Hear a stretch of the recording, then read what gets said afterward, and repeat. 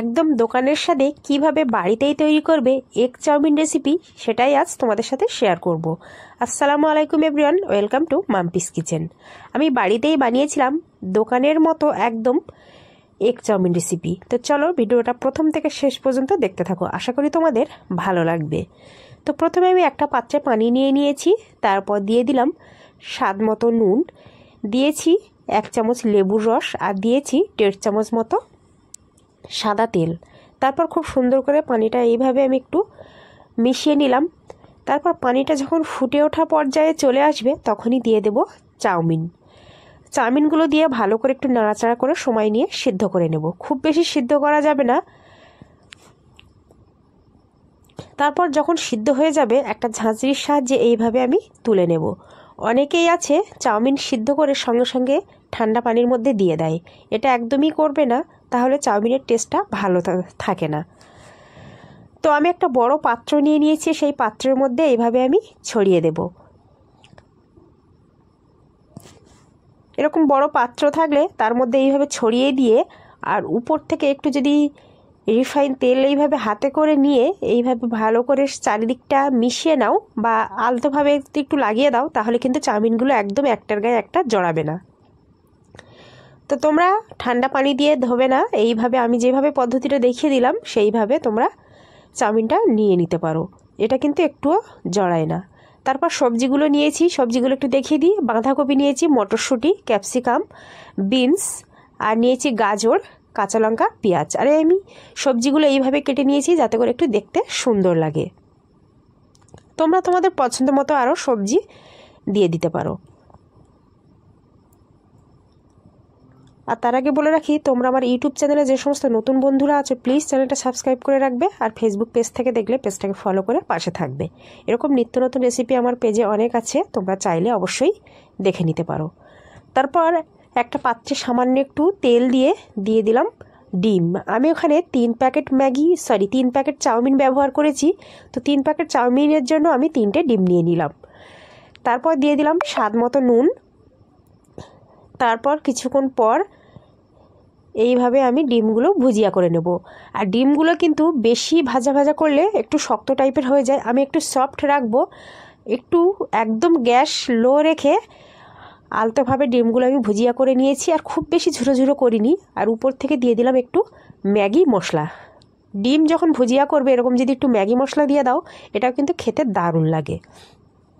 তো ডিমগুলো তোমরা দেখেই বুঝতে পারছো আমি খুব বেশি পুড়িয়ে ফেলিনি বা খুব বেশি ভাজা ভাজা করিনি, এই পর্যায়ে কিন্তু ডিমটা বেশ সফট আছে। তো ডিমটা আমার ভুজিয়া করা হয়ে গেছে, এটা আমি তুলে নিচ্ছি। দেখতেই পাচ্ছ ডিমের কালারটা কিন্তু খুব সুন্দর হয়েছে। তারপর সেই পাত্রে দিয়ে দিলাম একটু তেল, তারপর দিয়ে দিলাম পেঁয়াজ কুচি।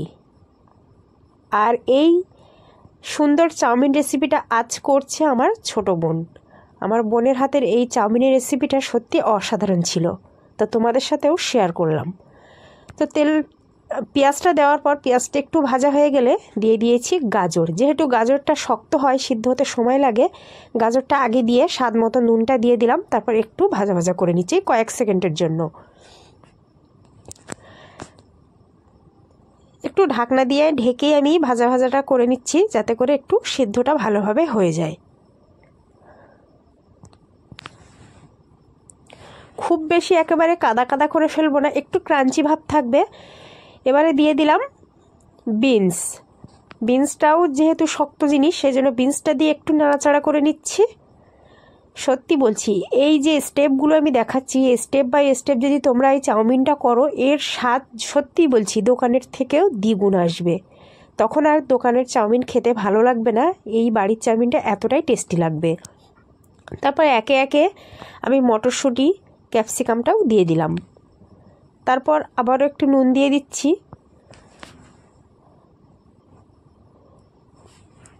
নুন দিয়ে আমি ভালো করে নাড়াচাড়া করে নিলাম। তারপর ঢাকনা দিয়ে ঢেকে ওই কয়েক সেকেন্ডের মতো ঢাকনা দিয়ে ঢেকে রেখেছিলাম। তারপর ঢাকনাটা খুলে নিয়ে আমি এইভাবে ভেজে নিচ্ছি। আর তোমরা সবজিগুলো দেখেই বুঝতে পারছো খুব একটা নরম হয়ে যায়নি, একটু ক্রাঞ্চি ভাব আছে। তারপর একদম সব শেষে দিয়ে দিলাম বাঁধাকপি। যেহেতু বাঁধাকপি একদম কম সময় লাগে সেই জন্য সব শেষে বাঁধাকপি দিয়ে দিলাম। আমি আবারও একটু নুন দিয়ে দিলাম, এটা যেহেতু আমার বোন রান্না করছে, ও একেবারে সমস্ত সবজির নুনটা একেবারে দেয়নি, বারবার সবজি দিচ্ছে আর বারবার অল্প অল্প করে নুন দিচ্ছে। তারপরে দিয়ে দিলাম চাউমিন মশলা। এই চাউমিন মিক্স মশলাটা দিলে কিন্তু এই চাউমিনের মানে ফ্লেভারটা বা টেস্টটা দারুণ আসে। তোমরা যারা যারা চাউমিন খেতে পছন্দ করো বা বাড়িতে বানাও, এই চাউমিন মিক্স মশলাটা ব্যবহার করবে, খেতে দারুণ হয়। তারপর দিয়ে দিলাম ম্যাগি মশলা। তোমাদের হাতের কাছে যদি চাউমিন মিক্স মশলাটা না থাকে, তোমরা ম্যাগি মশলাটাও ব্যবহার করতে পারো। তারপর খুব সুন্দর করে মশলাটা এইভাবে একটু মিশিয়ে নিচ্ছি সবজির সাথে। আর সবজিগুলো আমি বারবার বলছি, খুব বেশি কাদা করে ফেলিনি, একটু হালকা ক্রাঞ্চি ভাবটা আছে। তারপর আমি দিয়ে দেব চাউমিন। আমি চাউমিন, তোমরা একটু খেয়াল করো, দেখতেই পাবে চাউমিন তো আমি ঠান্ডা পানি দিয়ে ধুইনি, তো তারপরেও কতটা ঝুরঝুরে ভাব আছে। আমি তোমাদের দেখানোর জন্য একটু এইভাবে দিয়ে দিচ্ছি, দেখো কতটা ঝুরঝুরে ভাব আছে। আর এখানে আমার 3 প্যাকেট চাউমিন আমি অল্প করে দিয়ে একটু মিক্স করে নিয়ে আরও চাউমিনগুলো আমি দিয়ে দেব। এই যে দেখতেই পাচ্ছ অনেকটা চাউমিন। আর দোকানে কিনতে গেলে কিন্তু অনেক টাকাই পড়ে যায়, তো বাড়িতে যদি এরকম দোকানের স্বাদের তৈরি করে নাও তাহলে অনেকটা চাউমিন হয় আর মন ভরেও খাওয়া যায়। কেননা বাড়িতে বাচ্চা বড়রা সবাই চাউমিন খেতে ভীষণ পছন্দ করে। বাচ্চাদের তো এগ রোল চাউমিন হলে আর কোনো কথাই নেই। তো বাড়িতে যদি স্বাস্থ্যকর মতো এইভাবে চাউমিন বানিয়ে দাও, তাদের কিন্তু খেতে ভালো লাগবে। তো তারপর আগে থেকে ভেজে রাখা ডিমটাও দিয়ে দিলাম। তারপর দিয়ে দিলাম একটু সয়া সস, দিয়ে দিলাম একটু ভিনিগার। তোমরা অবশ্যই ভিনিগারটা ব্যবহার করার চেষ্টা করবে, খেতে ভালো লাগবে। তারপর দিয়ে দিলাম 1 চামচ চিনি। আমি ভিনিগারটাও 1 চামচ মতো ব্যবহার করেছি, আর সয়া সসটাও 1 চামচ মতোই ব্যবহার করেছি। তারপর সমস্তটা উল্টিয়ে পাল্টে খুব সুন্দর করে মিশিয়ে নেব। তো যেহেতু আমার অনেকটা চাউমিন, আর চাউমিন যখন প্রথম চাউমিন দিয়েছিলাম মানে পেঁয়াজ দিয়েছিলাম, তখন অল্প একটু তেল দিয়েছিলাম, তাই চারিদিক থেকে আমি একটু তেল ব্যবহার করে নিচ্ছি।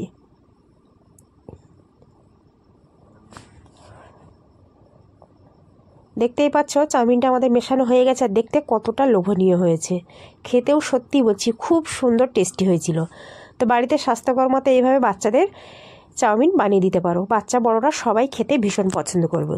তা আমার এই বাড়িতে দোকানের মতো এগ চাউমিন তোমাদের কেমন লাগলো অবশ্যই কমেন্টে জানিও। ভালো লাগলে লাইক দিয়ে বন্ধুদের কাছে শেয়ার করে দিও বেশি বেশি করে, যাতে অন্য বন্ধুরা জানতে পারে। আর ভিডিওর প্রথম থেকে শেষ পর্যন্ত যে সমস্ত বন্ধুরা আমার সাথেই ছিল, তাদেরকে জানাচ্ছি অসংখ্য ধন্যবাদ। আর আমার এই ভিডিও কে কোথা থেকে দেখছে অবশ্যই কমেন্টে জানিও, আমি তাদেরকে ধন্যবাদ জানাতে চাই। তো আজকের এই পর্যন্ত, দেখা হবে আবারও হয়তো অন্য কোনো রান্নার ভিডিওতে। ততক্ষণ তোমরা সুস্থ থেকো, ভালো থেকো। আসসালামু আলাইকুম, খোদা হাফেজ।